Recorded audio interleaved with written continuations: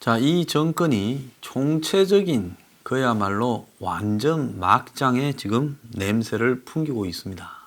심지어 이 정권을 움직이는 진짜 핵심은 누구인지, 임종석인 것 같아가, 조국인 것 같아가, 백운우인 것 같아가, 진짜 누구인지도 의문스러운 상황입니다. 언더스클이 따로 있는지, 아니면 그야말로 숨어있는 이너스클이 따로 있는 것인지, 도대체 누가 이 정권을 끌고 가고 있는가 하는 것도 매우 의문입니다. 자, 그런 의문에 지금 불을 지피는 사건도 하나 생겼습니다. 고작 청와대에 총무비서관실에 선임 행정관, 46살 먹은 선임 행정관 정경덕이요. 정경덕이의 동생 42살짜리가 지금 짧은 국회 경력을 가지고 있는데 온 사방의 일자리를 다 휩쓸고 다녔습니다. 상공회의소, KT, 자회사 KTH, 민주연구원까지도 입사를 하고 다녔습니다. 자, 이 정경덕이는 윤건영이, 김경수 등과 유재수 등과 어울려서 텔레그램으로 심지어 금융위원회의 1급 고위직도 자기가 아는 변호사를 추천하는 일까지도 했습니다. 청와대는 그런 텔레그램 방이 없다고 했지만은 검찰은 그걸 확보하고 있는 것 같은데요. 지난 6월 달에 청와대 안에서도 민정수석실 산하 공직비서관실에서 정경덕이 동생에 대한 이런 별도의 지금 취업 지원이 걸려서 조사에 들어갔는데도 인사 조치를 받지 않고 문제가 없었다고 됐다는 겁니다. 그러니까 유재수나 정경덕이 한테서 보듯이 이 정권의 핵심으로 설치는 것들은 어지간한 비리가 있어도 다 덮어지는 수준을 가진 도덕적 정권이라는 겁니다. 청와대 내부에서는 정경덕에 대해서 많은 문제 제기가 있지만은 별 문제가 없다고 결론을 내렸다고 합니다. 정경덕이 동생이 대한상공회의소에 들어가가 선임 전문위원으로 있었는데 연봉이 7천만 원이나 됐다고 합니다. 이 천 씨는 경력이라는 게 전부 다가 유시민이 의원실에서 7급 비서로 채용되어 2년 6개월, 그리고 그 이후에 정권이 바뀌어서는 출판사에서 5년 일했고 우리들 병원과 관계 있는 정재호 밑에 5급 비서관으로 10개월 일했다는 겁니다. 그런데 이런 사람이 대한상공회의소에 가가지고 근무를 해서 거기에서 선임 전문위원으로 있었다는 것은 국회 4급 보좌관 경력을 몇 년 해야 갈 수 있는 자리라는 겁니다. 자, 그래서 정경덕이 동생 수준으로는 은강생심인데 거기 가서 떡 앉아 있었다는 거예요. 자, 대한상공회의소도 형이 정경덕이었다는 걸 안다라는 겁니다. 그런데 국회 국정감사에서 정경덕이 채용 문제가 제기돼서 그만두고는 그 다음에는 3월 달에, 자, 그런데 이 정경덕이가 2018년 9월 달에 대한상공회의소에 입사를 했다가 2월 달에 이제 국회 국감에서 문제가 되어서 그만두고는 올해 3월 달에는 KT사나 KTH라고 하는 회사가 있습니다. KT 하이텔, 옛날에 KT가 하이텔 인터넷 통신을 할 때 만드는 컨텐츠 회사인데요. 이 KTH라는 회사에 대관 업무를 담당하는 경력직으로 옮겼다는 거예요. 자, 정경덕이는 변호사 시절에 소액주주 모임 대표라는 직함을 가지고 KTH에 맞서서 경영권 인수를 선언한 적도 있었다고 합니다. 자, 이런 사람이 자기가 잘 아는 회사에 자기 동생을 또 보냈어요. 그러니까 KTH에 보내는 거는 KT가 공기업 비슷한 사기업이니까 KT의 고위층에 부탁을 하면 KT 안에는 넣기 어려워도 KT 자회사에는 간부로 넣을 수 있었겠지요. 그래서 KTH는 정상으로 했다라고 하지만은 이것이 정상으로 들어갔을 리가 있겠습니까? 이 KTH에는 과거부터 이런 식으로 뒷구멍으로 들어온 사람이 많았다고 소문난 회사입니다. 그런데 또 이 사람이 KTH에 2개월간 있다가 나와가지고 현재는 민주당 싱크탱크인 민주연구원의 연구원으로 있다는 거예요. 그래서 정경덕이와 양정철이가 가까운데 양정철이 밑에다가 집어넣어 놨다는 겁니다. 고작 2급밖에 안 되는 선임 행정관의 행태도 저 지경인데 남은 사람들이 저지르고 있는 짓거리가 어떻겠느냐는 거예요.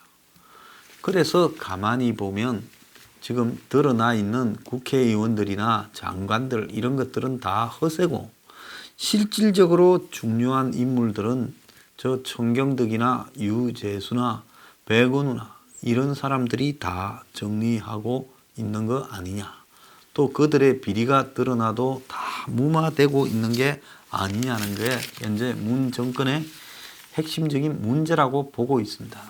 오늘 아침에 조선일보에 보면 정치부 차장 황대진이 이 정권에도 언더 조직이 있나라는 칼럼을 썼어요. 자, 유재수에 대한 감찰이 중단이 되고 유재수가 영전을 했는데 백원우, 청경덕이 등이 감찰 중단을 요구했는데 대통령 총애를 받고 자기 주자로 거론되던 조국이 자기 밑에 비서관과 옆 사무실 행정관의 말 한마디에 지시를 거두어 들었다는 거죠. 그러니까 이 정권이 조국을 자기 주자로 밀려는 것은 사실이었는데 조국을 인정하고 권위를 이렇게 띄우면서 밀은 게 아니라 조국이야말로 껍데기가 그럴싸하니까 그 껍데기만 빌려서 이용해 먹기에 적당한 인물로 생각한 정도밖에 안 된다는 겁니다. 정말로 조국을 존중했으면 조국한테 유재수 감찰 중단 이야기를 할 수 있겠습니까? 자, 박영철 반부패 비서관은 검찰 조사에서 유재수 감찰 도중에 여러 군데서 조국이 전화를 받았다 말까지 했습니다. 유재수는 청경덕 외에도 김경수, 윤건영이와 문자 메시지를 계속 나누었고 민주당으로 전문위원으로 들어왔을 때는 호철이 형 잘 아느냐, 이 친구는 그냥 뭐 제인이 형, 호철이 형 이런 식으로 밖에 떠들어대면서 자기를 과시했고 천하의 조국도 그야말로 유재수 앞에는 껍데기가 됐죠. 자, 그런데 대학 운동권들 80년대에 언더라는 조직이 있었습니다. 뭐 우리 때는 잘 알지요. 자, 겉으로 드러나 있는 뭐 학생회장, 총학생회장, 그리고 단과대학의 학생회장이나 투쟁위원회 조직은 다 소모품이고 실질적으로는 언더에서 이 모든 것을 결정해 가지고 물밑에서 다 지시를 했다. 그러니까 전대협, 한총련, 대학 총학, 단과대, 각종 투쟁인은 앞에 내세운 소모품들 전위 조직이고 밑에 언더들이 있었다. 그런데 유시민이 김경수도 언더였고 안희정도 언더였다는 겁니다. 자, 언더들이 이렇게 밑에서 자기들이 어떤 체계들을 만들고 밖으로 이제 내세운 커플들은 이인영이 뭐 우상호, 임종석이, 오영식이 뭐 이런 사람들을 내세운 거죠. 그런데 이제 언더들도 나중에 물 위로 조금씩 다 올라와서 공개적으로 활동을 하고 있는데 황대진 차장이 보기에는 문 정권에도 지금 언더 조직이 있는 것 아니냐, 이런 의심이 든다라는 겁니다. 여권 내부에서 이 사람은 부산 실세 누구의 사람, 저 자리는 누가 맡아놓은 자리, 이런 말까지도 나오니 박지원이가 북한은 우리끼리, 우리 민족끼리 이렇게 말하고 남한은 우리 식구끼리 말한다. 여권은 지금 아랫목 운목이 차지하는 사람이 따로 있는 것 같아, 이런 말을 했다라고 이렇게 이야기가 하고 있습니다. 자, 이낙연이도 껍데기고 이낙연이도 내년 총선용 소모품입니다. 지금 김진표가 총리에 내정돼 있다 그러고 추미애가 법무장관에 내정돼 있다고 이야기가 나옵니다. 아마 맞는 것 같아요. 김진표, 추미애 정도면 자신들이 잘 컨트롤할 수 있다고 생각할 거예요.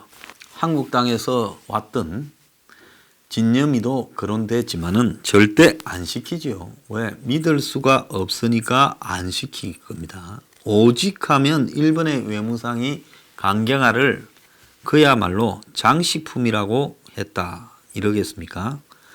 그러니까 지금 노영민도 내가 봤을 때는 껍데기입니다. 그리고 국무총리 이낙연도 껍데기입니다. 그러니까 이 정권의 대부분 장관들이 다 껍데기예요. 그러면 껍데기를 움직이는 물밑에 있는 실세들은 다 누구냐는 겁니다. 그래서 이 정권이 그야말로 박근혜 정부가 비선 실세 운운했는데, 정권이라는 거는 차라리 박 전 대통령이 최순실이나 정윤회를 총리 비서실장 시키고 3인방 문고리를 장관을 시켰으면 그런 소리는 나지 않았을 거라고 봅니다. 그런데 이 정권의 언더들이 지금 너무 많아요. 이 운동권 출신이다 보니까 수많은 언더들이 이 정권에 붙어 있고, 한때 문재인이 후보로 탄생하게 된 부분이 다 원탁회의에서 결정을 해서 문재인으로 하라, 컨트롤하기가 좋다, 이런 소문이 나 돌기도 했습니다. 자, 그런데 지금 문재인을 움직이는 사람은 문재인이냐, 자신이냐, 김정숙이냐, 아니면 뭐 언대에 있는 숨은 실세냐. 그런데 참 희한한 거는요, 백은우가 왜 민정수석을 맡지 않고 민정비서관을 맡고, 청경덕이가 하는 꼴을 보면 그야말로 비서관, 수석은 해야 되는데 선임 행정관을 맡고 있고, 이런 식으로 하느냐는 겁니다. 자, 이런 부분을 보면 이 정권은 누가 움직이느냐. 양정철이가 당으로 돌아와서 설치기 시작하니까 이해찬이가, 천하의 이해찬이가 그야말로 존재감을 잃고 당은 양정철이 손안으로 들어간 것 같고, 또 백은우는 또 나가서, 천하의 백은우는 양정철이 밑에서 또 부원장을 맡아요. 그러면 원장 양정철이가 껍데기고 부원장 백은우가 실세인지, 이것도 또 의심스러워요. 그래서 왜 문재인은 국가 운영을 이따위로 하는가, 제가 정말로 의심스럽습니다. 그래서 도대체 국방은 누가 움직이는가? 외교 안보에서 온갖 사고가 다 나고 있습니다. 지소미아를 파기시킨 것은 겉으로는 김현종인데 실제로는 김현종이가 아닌 주사파 운동권 출신 누군가가 외교 안보에도 관여하는 것이냐, 이런 문제도 정말 이거 좀 확인을 해보고 싶어요. 자, 지소미아 파기뿐만 아니라 문이 다시 최근에 해리스 미 대사에 대해서도 굉장히 그 사람의 언행들을 갖다가 까기 시작하면서 공격을 하고 있습니다. 이제 어제는 안상수 의원이 지난번에 해리스 대사가 한국의 국회의원 여야와 몇 사람과 9월 달에 만나서 했다라는 내용, 문재인이 종북 좌파에 이렇게 포위되어 있다 하는 말을 한 자리에서 북한과 종전선언을 하면 안 된다고 안상수 의원이 한국당의 해리스 대사에 했다라는 말까지도 지금 공개되었습니다. 참 기가 찬 일이 아닐 수 없는데요. 이 문 정권의 과연 진짜 본질이 무엇인지 누가 진짜 이 정권의 안보를 움직여가는 건지. 한때는 안보를 움직여가는 부분이 문정인이가 미국 대미 관계, 북한 관계 다 하는 것처럼 보였는데 최근에는 또 문정인이가 힘이 빠졌습니다. 그럼 이 부분은 또 누가 진짜 움직여가느냐. 국방장관 정경두는 그야말로 청와대 행정관급 정도에서 통제할 부분이고요. 김연철이 같이 절에 설치는 친구도 저것도 아무것도 아닙니다. 자, 강경화도 아무것도 아니에요. 자, 김현종이가 앞에 나가 설치지만 저것도 껍데기라고 봅니다. 그러면 그들 뒤에 숨어 있는 건 누구냐? 서훈 국정원장이냐? 저는 그자도 또 껍데기일 거라고 봅니다. 그러니까 윤건영이가 그러면 다 하고 있는 거냐? 지금 그런 생각도 또 드는 거예요. 그래서 실제로 깜도 안 되고 수준도 안 되는 아들이 운동권만 했던 갱력자들이 뒤에 딱 숨어서 급수 높은 위의 실세들을 통제하는 시스템이 이 문정권의 실체인 거 아니냐. 지금 이렇게 비춰지고 문은 거기에서 자기를 어떻게 관철하고 있는 건지 제가 정말 궁금한데요. 그것도 지금 한간에 벨의 벨 소리가 다 나오고 있습니다.